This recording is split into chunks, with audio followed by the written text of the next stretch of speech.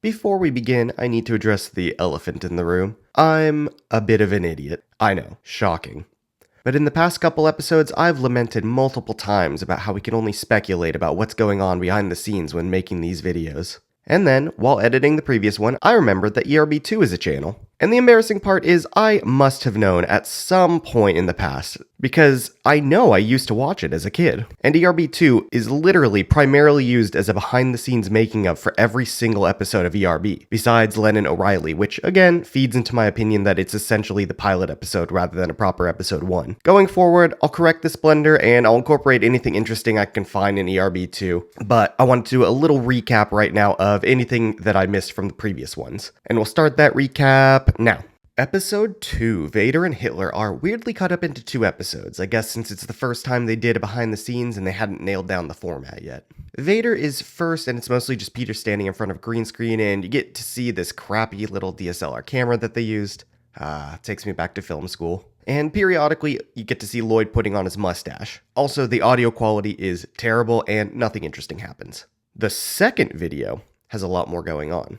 Peter introduces himself and Lloyd and gives a little backstory about their relationship and career history and work with Mission Improbable. And they show some embarrassing footage of when they were young lads with full heads of hair. And he actually ends up tying ERB into that work with Mission Improbable, essentially characterizing it as an extension of that improv work. You also get to see a little practice run of some of the raps, and you get to see some of the ideas forming as well on this terrible little soundstage, and it's very adorable. And then they cap things off with one of the worst freestyles I've ever heard. Incredible. Lincoln and Norris, episode 3. Nice Peter opens by introducing himself as Crunk Abe Lincoln, which is what I called him as a joke in my own analysis without realizing that that's apparently the official name. He also talks with a weird lisp the whole time, kinda sounds like Kip from Napoleon Dynamite. I'm not in love with it. You get to see some more green screen work. It already does look more like a real studio than in previous episodes. Lloyd's watching Return of the Dragon on his... what is that, an old iPhone? I don't think so. Those menu symbols are all wrong. There's some kind of early Samsung, maybe a Motorola. I genuinely don't know. Tell me if you can identify it. Anyway, I can't believe Peter actually dumped the pennies right on Lloyd. You could easily layer this in post. That's some real indie low-budget filmmaking right there. Do it all in camera. You'd love to see it. Episode 4, Pale and Gaga, opens with Peter in this storage room, crime scene, and he says he's gotta wear pink spandex underwear, but it's okay because he'll bone a chick while in them. Cringe. And also very 2011 in the humor.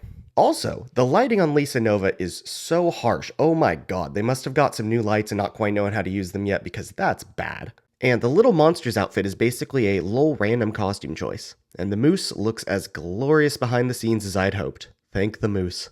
And episode 5, I'm noticing a trend of these behind the scenes videos starting with Nice Peter in some sort of liminal space, which that ends immediately in the Bieber Beethoven episode because we don't get this shot until about 25 seconds in. Episode 6 actually starts with this awkward shot of everyone's legs as they're setting up. And they got a real piano. How nice. Peter even talks about how they managed to score a cheap piano just for the production.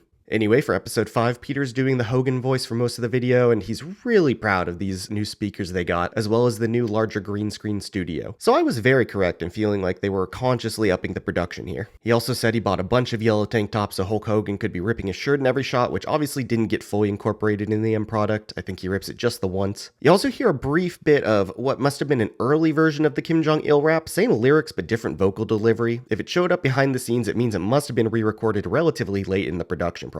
And yes, confirmed, the Hulk Hogan outfit was a bit of a mess to make and shoot with, and everyone on set also thought it was the goofiest thing ever. Also, Peter goes and grabs some Papa John's in costume, so that's funny. And he has to pay with a personal check? That's insane, but I guess 2011, that's still not 100% out of the question. Alright, phew, that's out of the way. So, what did we learn from all this? Well, not a whole lot, to be honest. I was hoping these would be a bit more enlightening regarding the actual creative process. Instead, they seem to mostly just be behind-the-scenes B-roll footage with Peter periodically adding something noteworthy. But still, like I said, I'll make sure to incorporate anything interesting from ERB2 going forward, and who knows, maybe in later seasons we'll get to learn a lot more from them. Now, back to the present. Justin Bieber! Okay, Alex Farnham. Alex Farnham. Who is this guy? No, really, this one's a little bit random. He shows up a lot in the behind the scenes, including probably the best moment of the video where he gets excited about Dos Equis. But with some diving into his channel and digging through over a decade's worth of YouTube posts, I'm pretty sure I get this choice now. Back in 2010 and 2011, Alex here was actually decently big on YouTube. He had this series called Mock Stars where he'd do impersonations of celebrities and characters like Ace Ventura and Bam Margera. Naturally, none of this is funny and none of it holds up, but YouTube was a very different place at the time, and having been there, I understand exactly how this was able to rack up views, even if I personally missed the boat on this one. Now, he has one video that must have been the reason for his casting here, in which he does a parody rap as Justin Bieber. It's weird and bad. He wears a diaper for a lot of it. Man, early YouTube, am I right? But I assume someone at ERB must have come across this and decided, for whatever reason, that it was high quality and the Diaper Man is the dude for the role. For what it's worth, they must have enjoyed working with him because Farnham would later in 2011 release a Jack Sparrow parody rap which features Nice Peter and which would also become his most popular video on his channel. So oddly enough, we're also witnessing this man's entire career peak. There it is, Alex Farnham's shining hour. Life is bizarre sometimes. Anyway, I'll personally take the Lonely Island's Jack Sparrow any day, but I guess props to him for being first to the idea. Actually, second to the idea. I was wondering if this was another case like the Sarah Palin bit, but this time actually SNL was first timing-wise. You get lucky, SNL, you got lucky. Honestly, really solid costuming on Beethoven. You can really see the budget ramping up on this episode and where that new money is being spent. Look what the cat dragged back from the dead. Man, it looks like Chewbacca wiped his ass on your head. Against my better judgment, I'll give this a point. I know it's flawed because Chewbacca has brown hair and Beethoven portrayed here and in the more famous paintings of him has gray hair. To be fair, I do think he did have brown hair when he was younger, but we all know ERB didn't do that kind of research on this one. But still, the insult against his messy hair is just viscerally funny enough to me that it's worth a point even if it is a stupid joke. I'm the next Michael Jackson. You smell like Betty White. What? I mean, what? The next Michael Jackson, I get that part. When Bieber came out, the media would compare the two all the time because MJ also started young and there was always speculation where Bieber's career would lead. In hindsight, that's all kind of funny. It was really overblown. Even if Bieber was and is a solid singer, it's obvious that My World wasn't as solid a career launch pad as the Jackson 5's output or Off the Wall. And I don't think Yummy was what anybody pictured for the future back in 2011. Sure, Despacito is huge, but it ain't no Billie Jean is all I'm saying. But anyway, you smell like Betty White? I don't even know how to process that diss. It's hard, especially in the present day, imagining anybody trying to use a comparison to the universally beloved national treasure, the late great Betty White, as an insult. But I guess trying to get back in the headspace of 2010, I think maybe Betty White was being used as kind of a generic old lady reference with a moderately famous face attached. You smell like an old lady is still a weird insult, especially when Beethoven here is already an old man and you could just use old man smell as an insult instead. It's a really weird one, and I think I'll take a point off because it's just too bizarre of a diss. Here's some aspirin. You're catching Bieber fever tonight. Oh, Bieber fever. There are some people out there either too young or too out of the know with pop culture who missed that pandemic. I won't bore you with all the specifics. It's just another music phenomenon in the long tradition of Listomania, Beatlemania, the BTS army. Basically a hyper-intense fan base driven primarily by younger, middle-class girls. Honestly, I wish it was crazier because in hindsight, it was mostly just a lot of screaming and crying, but without a singular standout moment, I feel like it kind of faded from public consciousness by now. Good filler, but not really point-worthy. Because my voice is incredible and your music is terrible. Who even listens to classical anyway?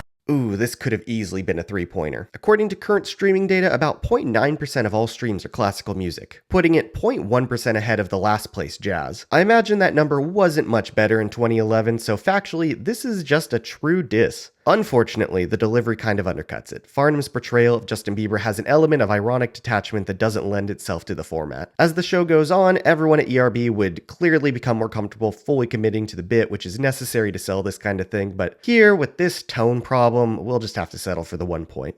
And the least wants to do me. For Elise, or Bagatelle 25, sure, why not? Which is what is being used as part of the backing track, is one of Beethoven's most famous compositions, most notably used as the backing music for the Tenacious D song Classico, and probably in some other media, but who cares about that? There are theories as to the identity of Elise, but none confirmed, and it will likely forever remain a bit of a mystery. Even more fascinating to me is that For Elise wasn't released in or even near Beethoven's lifetime. It was essentially discovered like 40 years later while they were going through his old stuff. Anyway, this is a somewhat roundabout way to say I'm Mr. Steal Yo Girl. And it's made a bit weird by the fact that Justin was like 16 or 17 at the time of this, and having a minor tell you they'll steal your girl, that's an odd thing. It's almost a point, but I just can't do it. And now that you're right next to me, I can understand why they used the dog to play you in the movie. Beethoven is a 1992 American cinematic classic which spawned... No, this can't be right. Really? Okay, sure. It spawned 7 sequels and a 90s animated series and was conceived by John Hughes, who went under a pseudonym because of some sort of behind-the-scenes drama with Universal. Beethoven in these movies is a big ol' St. Bernard dog. We can debate whether or not St. Bernards are cute, but being called uglier than a St. Bernard has a sting as an insult, so definitely Bieber gets a point here. Sit down, son, and let me give you a music lesson. Speaking of music lessons, I do think it's a really cool touch that they switched over to Beethoven's Fifth, aka the Fate Symphony, aka the Judge Judy theme, for Beethoven's verses. ERB hadn't really used the music itself for characterization until now, and it's really a no-brainer in a series that, at its core, is based around music. Ask Bach, I've got more cock than Smith & Wesson. So, Smith & Wesson is the famous firearms manufacturer, and cocking is something you do to a gun, but there's the double entendre about, well, you know. And Johann Sebastian Bach is of course another famous classical composer, so it all seems like it should be a really solid line. Here's the problem. Bach would know nothing about Beethoven's cock because they weren't contemporaries. Bach died when Beethoven was 5, and Beethoven wouldn't know about Smith & Wesson because he'd been gone 30 years by the time they were founded. This really should be a negative point because it makes absolute zero sense and goes against the entire premise of the series. It's a rap battle of history, and the line completely fails at the history part. But I have to hand it to Nice Peter. His performance is perfect and the actual structure of the line is immaculate. So we'll just save the line from being a negative and even it out to a neutral. Never say never, you'll never be forgetting. Never Say Never was a big early Justin Bieber hit and also the name of his 2011 movie, 3D concert film. Also insane to me that this battle dropped less than a month after it was released. Like, you could go to a theater and watch Never Say Never and then watch this on your iPhone right after. Right after. What a time to be alive. I crafted masterpieces that will last throughout the ages. Your music gets you bitches on your Facebook page. Listen, I get what it's trying to do, and the performance is still good, but the way this is worded is almost a cell phone.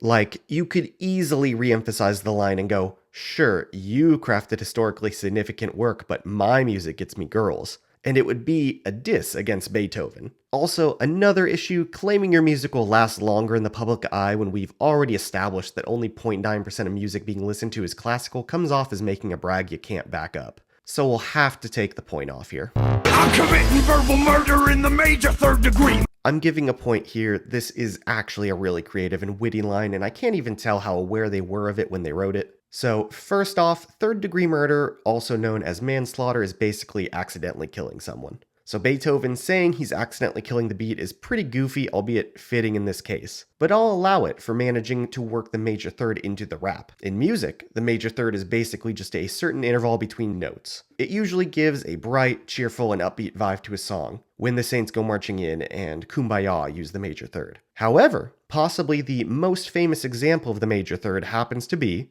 you guessed it, Beethoven's Fifth, aka the piece of music currently being used as the backbone for the track. Again, I suspect this is a case of accidental genius. My gut says they just found a random musical term, but maybe not. Maybe it really was that brilliant on purpose. And in any case, it has to be worth a point. My name is Beethoven, motherfucker. Maybe you heard of me. Yeah, maybe you've heard of him. Then again, maybe you haven't. I have to go back to what we've just established, that factually almost nobody is listening to classical music. And sure, streams aren't the sole indicator of relevancy. It is Beethoven, his music is used commonly throughout media, and he's taught in schools. But still, it just comes across as bragging without the ability to back it up. After all, part of the point of my show here on YouTube is adding context lost through time. Frankly, Beethoven isn't even that old when it comes to classical composers, and at this moment in time, I wouldn't feel comfortable assuming everyone in the room knows Beethoven, and I'd feel less comfortable assuming everyone in the room knew anything more than the last name. And in 2011, I don't know, if I had to choose who the average American would recognize, my money's on Bieber. Not the St. Bernard version, I'm the real OG! Not awarding a point, but you all know by now how much I love when they reference the other rappers' previous verses in their own verse.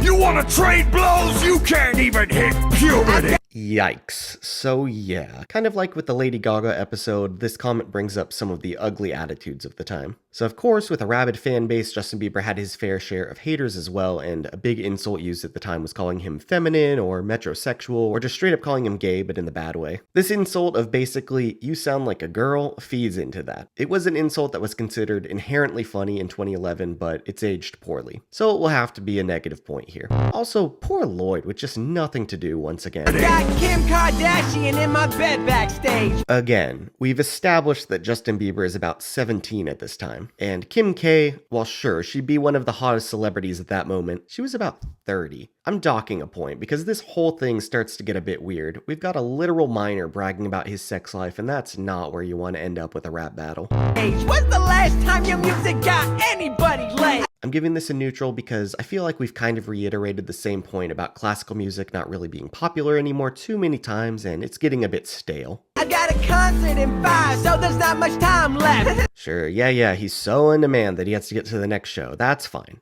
But the giggle, what the f*** was that? I hated it so much, I'm taking a point off.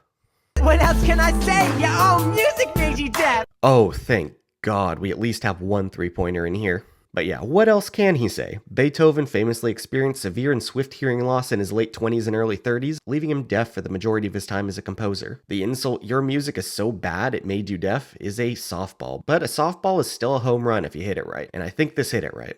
I would smack you, but in Germany we don't hit little girls! Again, another insult that aged poorly. Also, sure, I guess on some level Beethoven was German, but he was really more Austrian. And also, these nations didn't even really exist the same way back in 1800, so maybe I'm too in the weeds here. And I'm glad I'm deaf so I can't hear that piece of in my world! This could have been a good rebuttal line, but it wasn't worded well. Also, I think Nice Peter is trying to up the intensity on verse 2, but it just results in this awkward, choppy flow that undercuts the lines.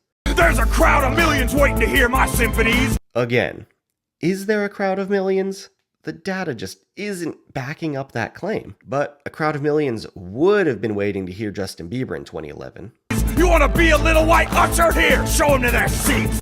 Ooh, right at the end, squeaking in a 3-pointer. Great double meaning. Obviously, he's saying he deserves to be an usher and not a star, but second, Usher, the R&B star who was huge in the 2000s, was the guy who signed Bieber and basically discovered him on YouTube and got his career started. An insult against Bieber was that he was basically just an Usher surrogate without unique and original talent. I'd say this obviously isn't at least fully true, but it's pretty hard in a battle rap context. Also, in the behind the scenes, we learned that the Usher hat is actually a wicker bowl DIY'd with a layer of velvet.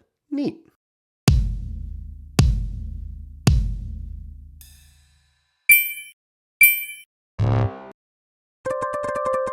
In my memories, this battle was much better than it is on rewatch. Uneven is probably the word of the day. Good theming, good production, decent enough performances, but some bad bars that just stink up the place. As with previous battles, my bias definitely colored my opinion when I watched this originally. I was the absolute wrong demographic to be a Bieber fan. It's not like I was some sort of classical music head at 12, but more I was just inherently against a Bieber. But analyzing it now, Beethoven kinda tanks in this battle by not saying much beyond "I'm Beethoven and you're not," which can only get you so far. Also notable, there's less growth here than the previous battles, but that's to be expected. By now they've more or less locked in the format and are now focusing on polishing. That said, the increased focus on the backing music itself during the battle is a big step, and it will be cool to see how that new philosophy impacts the music in later battles. Speaking of, up next time we have a more cerebral episode, a battle not just of music, but of mind. Will it be the hair or the wheelchair that ends up dominant next time? We'll see. Catch you next time, and thanks for watching. Send me a tip at my coffee link below, like, subscribe, comment, and I'll catch you next time.